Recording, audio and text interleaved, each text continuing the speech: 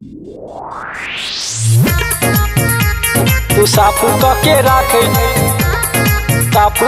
राखल कर मशीन।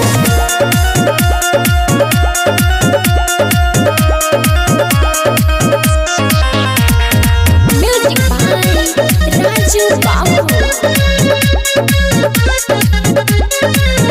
हे गे छौरी तोरा शादी के बाकी छो कुछ दिन, तू साफू के राखे गे मशीन। तू साफू के राखे गे मशीन।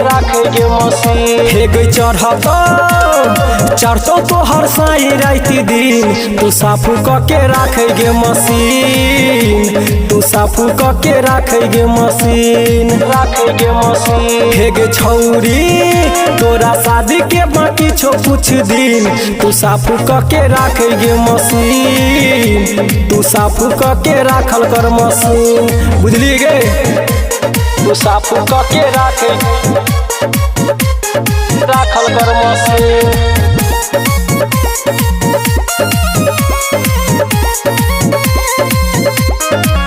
हाँ जहिया जेबे छौरी ससुरा गे बुझतो तोहर भतरा के ना तू मनाइबे गे। शादी से पहिले खेलले तू ऐसा न खेला के ना समझाइबे गे। हे गे जहिया जेबे छौरी ससुरा गे बुझतो तोहर भतरा के ना तू मनाइबे गे। शादी से पहिले खेलले तू ऐसा न खेला के ना समझाइबे गे। हे गे देखे में लागे छे तू हसीन, तू साफू के राखे गे मशीन। तू साफू के राखे गे मशीन।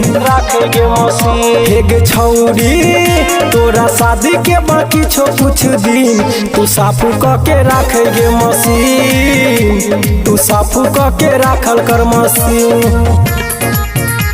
तू साफू के राखल कर मशीन।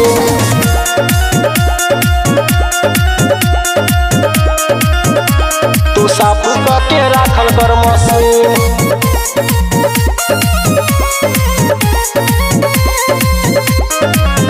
हे गे बहुते जे छै एक्सपीरियंस हे तो नहीं गे सीरियस, सही से करवाई ले गे।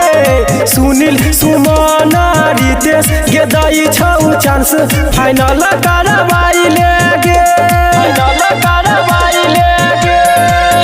हाँ बहुते जे छै एक्सपीरियंस हे तो नहीं गे सीरियस, सही से करवाई ले गे। सुनील सुमन रितेश गे दई छौ चांस, फाइनल करवाई ले गे। हे गे संजय देहाती के देखे ले सेक्सी सीन, तू साफू के राखे गे मशीन। तू साफू के राखे गे मशीन। हे गे छौरी तोरा शादी के बाकी छो कुछ दिन, तू साफू के राखे गे मशीन। तू साफू के राखल कर मशीन। बुझली गे?